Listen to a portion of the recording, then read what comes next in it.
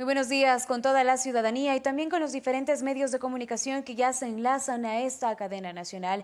En este jueves 9 de abril hemos iniciado esta transmisión media hora antes debido a que a las 11 de la mañana el Papa Francisco oficiará la Santa Misa de la Cena del Señor en conmemoración por la Semana Santa, acto que será transmitido por la señal de Ecuador TV. A continuación nosotros conoceremos un informe gubernamental de la emergencia sanitaria en nuestro país y para ello hacemos un enlace con la ministra de Gobierno, María Paula Romo. Muy buenos días, ministra, la escuchamos.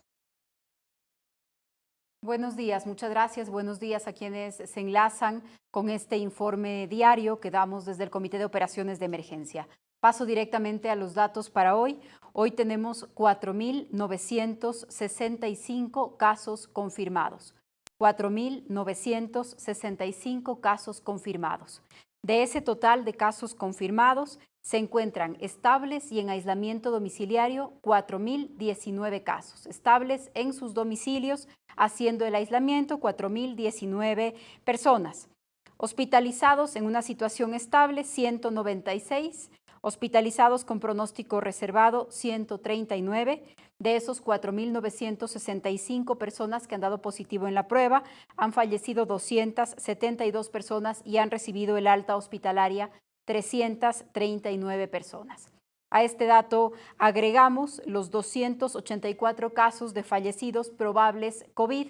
Repito, insisto, este es el universo de personas que se han practicado una prueba COVID y han dado positivo en la prueba, 4.965. En los datos se empieza a evidenciar cómo va creciendo la capacidad de hacer tomas de pruebas. Hasta la fecha se han tomado 19.102 muestras para COVID, lo que hará que en los próximos días tengamos miles de datos más, ya sea positivos o descartados, y que se van a seguir registrando en las líneas de tendencia acumulada según el primer día de los síntomas. Pero esperamos con este crecimiento importante del número de pruebas, también un crecimiento importante del número de resultados. Estos son los datos principales para hoy y, por supuesto, a la espera de las preguntas que haya enviado la prensa para darles la respuesta más rápida, porque hoy, como usted ya lo ha explicado, tenemos que interrumpir esta información a las 11 de la mañana. Así es, ministra. Como usted lo ha indicado, vamos a iniciar por esta pregunta. Surgey Ajar del Universo pregunta lo siguiente. ¿Se prevén hacer procesiones por Semana Santa dentro de los conventos para este viernes? ¿Eso está permitido y cómo se va a controlar? Tal vez existen los permisos para hacerlo. No, no hay permisos para eventos masivos, para eventos públicos, todos siguen limitados, siguen prohibidos. Y quiero aprovechar la pregunta para hacer un llamado especial. Desde hoy hasta el día domingo hay una serie de celebraciones que están relacionadas con la Semana Santa, que es una semana muy importante para millones de ecuatorianos por sus motivos de fe. ¿Qué es lo que vamos a hacer?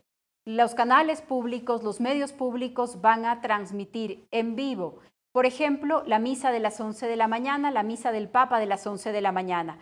También vamos a enlazarnos a celebraciones religiosas de algunos obispos del país, sobre todo de las principales ciudades. Vamos a enlazarnos también a través de algunas cadenas de radio y vamos a facilitar que estas transmisiones se hagan no solamente por internet, sino también usando la plataforma de los medios públicos. Por favor, comprendemos que son celebraciones importantes para la fe de millones de conciudadanos, pero esto no justifica de ninguna manera abandonar el aislamiento. Esto no puede ser un motivo para aglomeraciones o para reuniones. Siguen prohibidas, siguen limitadas y es muy importante que obedezcamos las disposiciones. Están prohibidas, no se pueden hacer eventos masivos, procesiones, aglomeraciones de ningún tipo. Vamos a facilitar el uso de las plataformas de los medios públicos y transmitir de manera directa estas celebraciones desde la mañana de hoy, la noche de hoy, hasta el día domingo, para que sean los espacios en los que pueda expresar su fe la ciudadanía que así lo quiera hacer, pero no puede abandonar el aislamiento, no puede salir de la casa. Gracias, ministra, por su respuesta. Ahora Cristian Hidalgo de TC Televisión nos hace la siguiente inquietud. El sábado, que según la nueva disposición ya no circula nadie, ¿qué sucede con las personas que son vendedores de productos en tiendas? ¿Con salvoconducto pueden circular? La restricción es para vehículos particulares. La restricción es para vehículos particulares. Así como podemos usar, según el último dígito de la placa, nuestros vehículos un día a la semana, el fin de semana no se pueden usar los vehículos particulares. Pero, por supuesto, los servicios que están relacionados con seguridad, con alimentación, con salud, con entrega de farmacias, con todo lo que tiene que ver con las actividades que están autorizadas, servicios públicos, recolección de basura, agua potable, tecnología, sectores estratégicos, gas, gasolina, todo eso sigue funcionando. La prohibición es para vehículos particulares que antes podían circular también según sus placas uno de los días del fin de semana. Esa es la prohibición, pero quienes están en las áreas, en los sectores permitidos, pueden seguirlo haciendo con el uso de los salvoconductos y con los permisos como se hacen en los otros días. Ministra Mercedes Carrera de Radio Matibé y Loja pregunta lo siguiente: ¿podría hablarnos del control en la frontera sur para evitar contagios de COVID-19? Sí, en las fronteras, los pasos de frontera están cerrados, están interrumpidos para personas. La mercadería sigue pasando por controles estrictos, pero el transporte de mercadería todavía se permite en fronteras, se permite también la carga aérea, evidentemente, pero el paso de personas está restringido. Tenemos, sobre todo en la frontera norte, muchos pasos irregulares que lamentablemente se siguen usando por personas, pero hemos incrementado nuestros controles y en el caso de la frontera sur también hay un control muy estricto desde el lado del Perú que ha movilizado a las Fuerzas Armadas para hacer el control de movimiento en la frontera a propósito del COVID-19. Así que los controles en frontera permanecen y las fronteras siguen con restricción para paso de personas. Ministra, en otro tema, Nicolás Aguilar de Alfa Noticias pregunta lo siguiente: ¿desde el lunes se aplicará el sistema de semáforos en todas las provincias del país? Sí, desde el lunes empieza a aplicarse este mapa con semáforos. El lunes vamos a empezar todos en rojo. Todas las provincias van a empezar en rojo, lo que significa que las prohibiciones se mantienen como las tenemos hasta ahora. Las prohibiciones se mantienen como las tenemos hasta ahora. Todas las zonas empiezan en rojo y a partir de los próximos días vamos a explicar cuáles son las implicaciones cuando una zona pueda pasar a naranja, si es que así sucede para la semana siguiente. Cristian Bazán de Diario Expreso nos dice lo siguiente: luego de las denuncias por cobros y mal manejo de cadáveres en hospitales públicos de Guayaquil, el ministro Ceballos destituyó a un funcionario. Sin embargo, en la denuncia que puso Jorge Guated en la Fiscalía, habla de una presunta red de personas que estarían dedicados a estos cobros. El gobierno investiga a más funcionarios, tal vez por el mal manejo de las morgues y de cadáveres en los hospitales. ¿Y cuántos han sido investigados? Sobre este caso, el ministro de Salud destituyó a un funcionario que estaba vinculado al tema, pero no descartamos que hayan personas que no trabajan para el sistema de salud o que no trabajan en los hospitales y que hacían parte de esta misma red. Es por eso que el ministro Guates le ha pedido a la Fiscalía, como corresponde, el iniciar la investigación. Cuando se hace ya este pedido, es Fiscalía la encargada de la investigación y la policía un cuerpo auxiliar que actúa bajo pedido de la Fiscalía y así lo haremos. En esta pregunta, Néstor Aguilera de La Voz de América nos dice lo siguiente: ¿cuánto calcula que habrá una cifra real de personas que hayan perdido la vida en Guayaquil a causa del coronavirus en las 2 últimas semanas, a propósito de las cifras también oficiales de levantamientos de cuerpos entregados en estos días por Jorge Guated, y cómo avanza la investigación dispuesta por el presidente de la República por presuntos cobros irregulares en morgues y hospitales? Es para ampliar la pregunta anterior. Sobre el tema de los cobros ya contesté. Sobre el tema de precios elevados, exagerados, de precios inflados en funerarias, aprovecho para decir que saldrá en las próximas horas una regulación para que se puedan hacer controles y aplicar sanciones a quienes están incrementando los precios en funerarias, en crematorios, en cementerios. También estamos trabajando en esto. El otro tema de la pregunta era sobre las cifras. Las cifras que entregamos son cifras diferentes, pero vamos a ampliar todo el panorama. Por un lado están las cifras de personas que han dado positivo en las pruebas de COVID, que son las que esta mañana acabo de entregar. Una cifra complementaria es la que nos ofrece el Registro Civil sobre inscripción de defunciones. Hicimos una primera entrega al cierre del mes de marzo con corte 31 de marzo y vamos a hacer una nueva entrega con corte 7 de abril para durante este mes de la emergencia también ofrecer esa cifra de manera manera semanal. Esa cifra, ese corte va a estar listo hoy o a más tardar el día de mañana para tener un nuevo corte y una cifra adicional. Este corte nos permite tener un panorama más completo. No nos permite definir si es que la causa de muerte es COVID, porque la causa de muerte la señala oficialmente el Ministerio de Salud.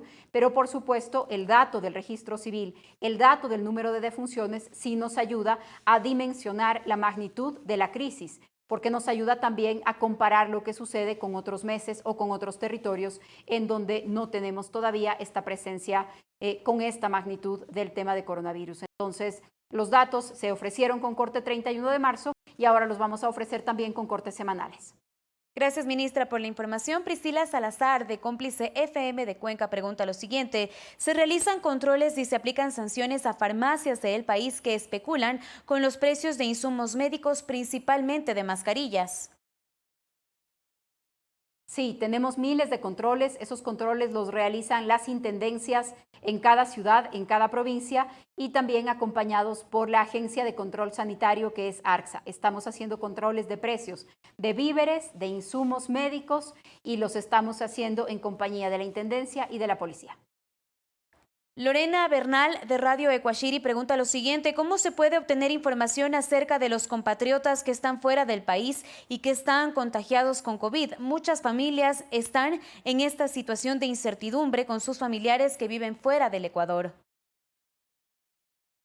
Los consulados y las embajadas del Ecuador en cada país están levantando una lista de los ecuatorianos que se encontraban de visita, que se encontraban de estudios, que se encontraban fuera del país y que tienen su residencia en el Ecuador. Es en cada consulado que se está también llevando esa documentación. Si se trata de ecuatorianos residentes en otros países, los consulados también se encuentran recabando información, pero la prioridad que se ha fijado en este momento es para ecuatorianos residentes en el Ecuador y que circunstancialmente se encontraban fuera del país. Aquí nos pregunta lo siguiente Gisela Garzón, del periódico Tierra Grande, Cantón Mejía. En el cantón se utilizó una escuela de policía para albergar y aislar a personas retornadas al país en vuelos humanitarios. ¿Se usarán este tipo de infraestructuras que cuentan con espacios adecuados para el fin de retornos de compatriotas?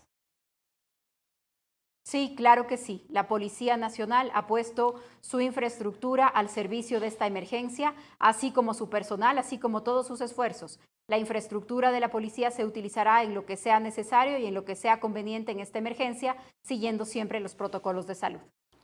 Iván Pozo Vargas nos pregunta lo siguiente, él es de Radio Saracay y dice, ¿podría aclarar tal vez si el retorno laboral va a implementarse a partir del 13 de abril de acuerdo al semáforo o se aplazará esta fecha? Lo he contestado hace un momento, empezamos con el semáforo esta semana, pero empezamos todos en rojo, lo que implica la postergación de actividades por una semana más a nivel nacional. Luego podremos explicar las diferencias para quienes pasen a naranja. Insisto, lo he repetido varias veces, lo vamos a seguir repitiendo. Después de esta fecha, después de que cambien los colores del semáforo para cada zona, para cada cantón o para determinados lugares, no significa que vamos a volver a la situación que teníamos en enero. Habrá una nueva normalidad luego del COVID. Habrán nuevas reglas para el trabajo, para la movilización, para el transporte público, para la convivencia y todas esas reglas son reglas a las que vamos a tener que adaptarnos. Nuevos hábitos dentro de la casa, nuevos hábitos en las oficinas, nuevos hábitos en los espacios públicos, pero todavía estamos a algunos días de distancia de eso. Enrique Recalde de Informa S Medio Digital pregunta lo siguiente. La CIDH ha señalado que toma nota con preocupación de las amenazas de aplicación de procesos disciplinatorios contra profesionales de la salud que denuncian la falta de insumos médicos para el tratamiento de los pacientes de la pandemia. ¿Qué medidas ha tomado el gobierno nacional respecto a estas presuntas amenazas en procesos disciplinarios? No conocemos que haya ningún proceso disciplinario abierto por una expresión de un funcionario. Todos los funcionarios públicos, me incluyo, nos sometemos a unas normas de comportamiento, nos sometemos a unas normas que es nuestro deber respecto de las responsabilidades que tenemos, pero no conozco ni conocemos que haya ninguna infracción que esté relacionada a un comentario de alguno de los funcionarios. Perfecto, David Redorobán, de Diario Los Andes, pregunta lo siguiente: aunque existe estado de emergencia y toque de queda, se registran múltiples accidentes de tránsito y en algunas de ellas con víctimas mortales. ¿Qué cifras tienen y porcentajes sobre este tema? Así es, hay restricciones de circulación, pero hay circulación para las actividades que están permitidas y para las actividades básicas.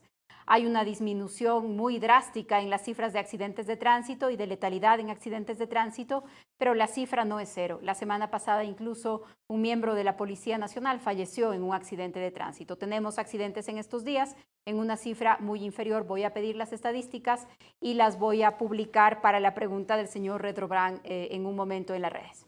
Gracias, ministra. También Aníbal Conde, de Radio Planeta Esmeraldas. Todo el personal de salud puede utilizar prendas de protección como el mandil quirúrgico y mascarillas N95, independiente del área de trabajo, y si tienen ayuda externa la pueden canalizar para sus compañeros o tienen que obligatoriamente seguir un protocolo de manejo de prendas en las diferentes casas de salud. Hay un protocolo que tiene que ver con el nivel de exposición y con el lugar en el que trabaja un funcionario del sistema de salud. En el sistema de salud trabajan muchas personas. Hay personas que tienen el trabajo administrativo, el trabajo de crear los datos, de almacenar los datos que aquí discutimos. Hay personas que hacen el triaje en emergencias. Hay personas que están directamente tratando los casos de COVID, hay personas que están en terapia intensiva, hay personas que están haciendo intervenciones quirúrgicas. Para cada uno de esos espacios hay un protocolo distinto, pero por supuesto los centros de salud, los hospitales, las clínicas son lugares en donde hay protección especial para las personas que se encuentran ahí y para cada uno de estos lugares hay unas disposiciones distintas. Perfecto. Wilmer Quelal, de Radio Inti Pacha, pregunta lo siguiente: en el caso de Pichincha el contagio es ya comunitario. Desde la perspectiva del COE nacional, ¿es recomendable que los COEs cantonales del norte de esta provincia adquieran las pruebas para diagnosticar COVID-19 a fin de actuar con mayor diligencia y referir a los pacientes que den positivo a casas de salud de la capital de la República? Esta pregunta es muy importante. Mire lo que termina sugiriendo la persona que nos hace la interrogante, que las personas den positivo sean derivadas a las casas de salud. Este es uno de los riesgos de que las pruebas se hagan sin un seguimiento y un control médico. El 80% de las personas que dan positivo, el 80% de las personas que se toman la prueba y que dan positivo se van a recuperar en casa. Si cada persona que da positivo va a un hospital, vamos a saturar los hospitales y vamos a saturar las emergencias. Por eso es muy importante que las pruebas se hagan por pedido médico, que después de recibir el resultado de la prueba, aun si ese resultado es positivo, se haga un primer seguimiento desde salud, pero en una situación domiciliaria. Yo lo comentaba hace un momento. De las 4.965 personas que tenemos hoy positivo, confirmado por pruebas en el Ecuador, 4.019 se encuentran estables en sus domicilios. Entonces, uno de los riesgos de las pruebas es una mala comprensión, una mala interpretación de los resultados. Por eso es muy importante que estas pruebas tengan un seguimiento y un control médico. De todas maneras, hay pruebas que se aplican de diferente manera, hay pruebas diagnósticas, hay pruebas para saber si las personas han estado expuestas al virus. Si quieren saber la utilidad de cada prueba y cuáles son las pruebas que ya han sido certificadas por la autoridad sanitaria en el país, les pido ingresar a la página controlsanitario.gov.es. En esa página están las pruebas y también otros materiales que ya han pasado por los controles para que tengamos precaución sobre qué estamos usando y qué interpretación le estamos dando. También el señor periodista nos preguntaba sobre los temas de contagio comunitario.